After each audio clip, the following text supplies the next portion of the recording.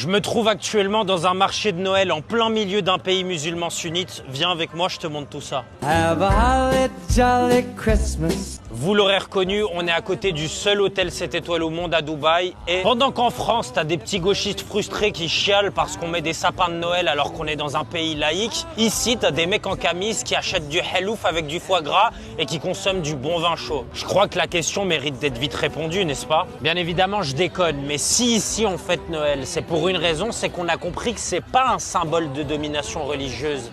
C'est un moyen de rassembler. T'es pas obligé de porter une croix de Jésus pour fêter la magie de Noël. He waits for you. It's hot wine, right? With alcohol inside. Je comprends pas pourquoi il me demande pas ma carte d'identité.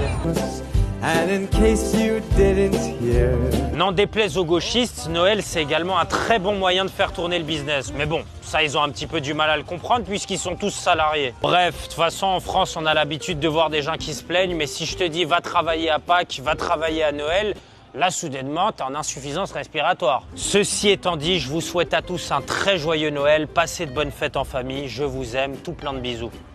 Il est toujours inspiré, moi il me fait rire. Par contre, JP, les gauchistes n'ont absolument rien demandé par rapport au sapin de Noël. Je pense qu'il faut que vous arrêtiez de tout mélanger à chaque fois les gens en parlant de Noël. Et...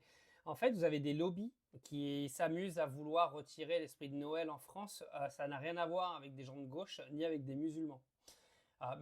Ça, il faut vraiment arrêter avec ça en fait, parce que ça devient une dinguerie. Sinon, pour le reste du message, il a complètement raison. C'est-à-dire que dans plein de pays musulmans, on fête Noël parce qu'on a décidé que tout le monde avait le droit à sa fête et que normalement, ce genre de fête, ça devrait réunir un petit peu tout le monde. Voilà, c'est un discours que je répète depuis bien longtemps parce que j'ai eu la chance de voyager. Il n'y a que les gens qui ne voyagent pas qui ne comprennent pas ce que je raconte.